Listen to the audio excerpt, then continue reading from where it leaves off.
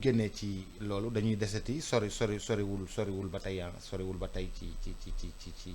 ci passeport yi mais le mouvement bi nga xam ne moom moo di mouvement Y en a marre est un peu éclaboussé te pourtant les Sénégalais portaient dans leur cœur ce mouvement-là vraiment Sénégalais yi dañ leen bëgg ndax dañ leen taxawalee en 2012 2011 2012 ni ñu leen xeexalee ni ñu leen taxawoo ni ñu vraiment certes c'est des rappeurs mais li mouvement social bu mag lañu xam nga Boubs man li ma njëkk a mën a wax mooy y a que 2 personnes dans cette affaire xam nga mouvement bi bëri nañu bëri boo xam ne tam tu me diras ñi fés ñi ci gën a fés xëy na ñoom ñoo tax mooy Simon ak nu mu tudd Kilifeu waaw ensuite c'est une affaire pendante donc ñu ngi jëm devant la justice c'est vrai que ñaaw na ñu dégg leen ci loolu c'est-à-dire ñu lay yekk ci gaalu xaj buñ la ca fekk voilà loolu déjà pour man c'est ça le vrai problème mais nag ñaari nit kese lañ ci tudd te mouvement bi ils sont des milliers mënuñu léegi nag xam nga ni ñu fesee ak ni ñu bëri woon xadar ci xeex bi moo tax xëy na mu mën a day taxal ñeneen yi mais xam nga mouvement bi ci boppam moo war a wane boppam maanaam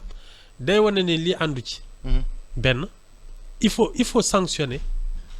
ses membres ba nga xam ne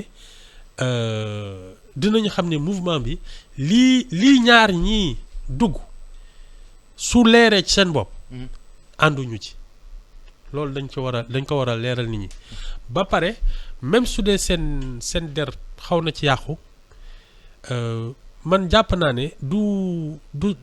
sa der taxul ngay def li nga gëm ngay def nit ñi sopp la bañ la sopp yow su dee ja nga jàpp ne da nga nar a taxaw ci réew mi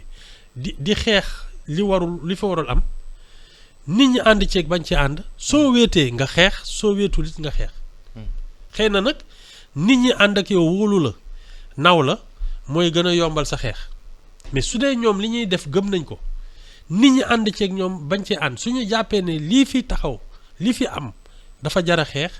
waruñu xaar nit ñi naw leen wala ngañ leen li ngay def da nga koy def parce que loolu nga gëm su yàggee nag ñu xam kan mooy def li mu gëm ak ki deful lu mu gëmul parce que comme lii nii rek suñ demee ba ci kanam ñaawlu nañ ko ñu ngi doog a seet ne ñii kat ndeke liñ doon def gëmuñ ko woon melu ñun li ñu leen foogee woon mais ñaar rek lañu ñi ci des réew maa ngi fii problème yi bare nañu continuer liggéey su yàggee dinañ fàtte ne mës na fi am ñaari nit ñoo xam ne ci mouvement bi lañ nekkoon te yàq nañ seen der parce que ñoom li ñu fi indil nit ñi moo ëpp li ñu leen yàqal parce que looloo ci am solo. ok Ibou Fall boo xoolee image yu député yi nga xool image yu ñaar ñooñu nga xam ne moom la ñuy wax noonu. moom la ñu tudd noonu mais ça veut dire un peu que nit dafa lëndëm quoi dafay des fois c'est. non ñun de toute façon tu as des déceptions. man daal Boubs nit du ma bett. nit du la bett. non man nit ñeme na lu ne ça dépend ci contexte bu muy ne. xam nga mais xam nga lan mooy indi lu mel nii. condition li ñu nekkee ñun. xam nga su doon nit ñi li ñuy ñaq li ñuy jot. li ñuy yellool. du am yenn lëbëj yi. parce que xam nga lii ce que ça traduit pour nga am condition bu normale mën a dem di tukki di dem di dellu si di dox sa soxla comme un Américain comme un Français comme les gens du monde entier dans des nations yoo xam ne dañ leen respecter il faut que nga lëbëj parce que ñun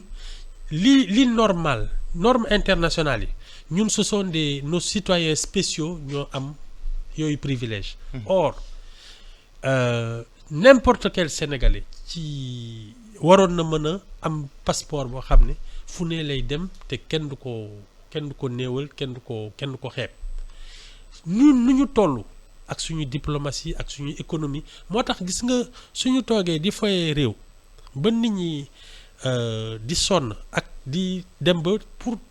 am une vie normale dañuy tricher gis nga Boubs fii pour nga dund fi dund boo xam ne di nga mën fay sa courant sa kii jënd kër am économie dem vacances di solu dawal oto changer ko tous les 2 ans yooyu doo xëyu sénégalais bu normal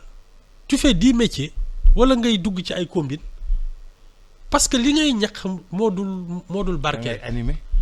da ngay jaay ngooñ jaay repas waaw am importé ay bool tu fais ay ñi doon def 8 heures de travail par jour tu en fais 20 sur 24 mais attends pour mën a am vie bu normale te dans un pays où le contexte est normal tu fais tes 8 heures de temps et tu as assez d'économie et tu vis bien moi je dis toujours xam nga maa ngi ko fi doon kaas ci affaire gerte gi da ngay gis paysan te gis nga pauvreté bi nii ci foofu lay commencer le travail est mal rémunéré fii état bi moo doon taxaw ne kilo gerte 1000 francs la gis nga bés boo ko defee di nga gis baykat boo xam ne tool bu ndaw lay am mais dina tabax këram dina am économie dina fayal doom ay jàng te dina fajal boppam ak yooyu te du leb kenn mais su dee da ngay liggéey at mi yëpp teg sa gerte ñu naan la lii 200 lañ koy jëndee te dañ soo bëgg dañ koy leb mais attends comment ils vont pas être pauvres c'est le travail qui n'est pas respecté dans ce pays c'est tout et puis looloo indi pauvreté nit yi dañuy wax ni dañuy liggéey bii nga xam ne moom la nit yi di liggéey nit yi fonk ñu ko mais moo tax ñu koy fay bu néew xam nga li nga kii nga xam ne député la presque liggéeyul dara mais statut bi ñu ko jox moo tax ñu koy defal teraanga bu ne parce que dañ ko naw ni ku ne soo sañoon di nga nekk ministre wala député ak yooyu te li ci ëpp liggéeyuñu dara ñi nga xam ne nag dañuy xëy fajar di ñàkk di sonn ba xaaju guddi comme dañ leen néewal li ñuy fay suñuy fay seen liggéey dañ koy fay bu néew parce que dañ leen xeeb te dañ leen yàpp mais man li ma jàpp mooy tey xam nga pauvreté benn solution rek la am c'est le travail liggéey dong mooy faj pauvreté du leneen or liggéey bi ñaar moo ci am benn bi mooy li ngay ñàkk yow ñaareel bi mooy liñ koy fay mais su dee yow da ngay liggéey ba sonn te liñ lay fay dafa néew effectivement moi je trouve inadmissible que les produits agricoles soient payés à ce prix c'est criminel. Oui, mais l'État n'est pas là c'est criminel. Mais l'État n'est pas là pour définir. Justement. Définir les prix. Si. Parce qu'en fait, nit ki mooy bay toolam. Non, c'est de la volonté politique. C'est de la volonté politique. Soo bëggee parce que toog di jox nit ay bourse 25000 ak yooyu mais dajale xaalis boobu ne xam ngeen lan la léegi parce que gis nga Boubs ci kilo gerte bi waxuma la ñax beeg. mais Ibou Fall ñëpp bay ñu gerte. Je parle de gerte mais mën nañu lim li fi ne yëpp. ci kii bay li du affaire ndox ak suuf kese ak ñax xam nga responsabilité civile. maanaam tey ki nga xam ne dafay bay li mu bay ba indi ko il garantit la paix sociale et la paix civile ndaxte fii su fii xiif amee nit ñi dañuy génn ci mbedd mi reyante dina ci faj ay njabootam. xam nga nit ñi fii suñ fajul dañuy génn ci mbedd mi reyante dina ci fay école gis nga responsabilité yooyu ci liggéey bi la bokk te dañ ko war a fay ci li muy kii ñun fii dañuy naan waa gerte gi engrais bi ngay calculer ndox mi ak kii bi et puis ñu seen mais ça c'est des histoires parce que jàmm ji muy indi ci réew mi parce que mu ngi liggéey te defeewul leneen parce que am na ñoo xam ne suñu xëyee dañuy wuti xaalis jël seen gànnaay wala seen fetal ak yooyu wala ñuy trafiquer ay kii wala ñuy attaquer ay bitik ki nga xam ne dafa xëy yor toolam nga koy kii muy gerte di dugub di loo mënti ne dañu war a boole ci liñ leen di fay responsabilité civile bi ñu am parce que ils doivent nourrir le pays et puis ils contribuent à la paix à la stabilité du pays et ça a un coût ça coûte plus cher que n'importe quoi te loolu lañ seetaan ba nit ñi di néew doole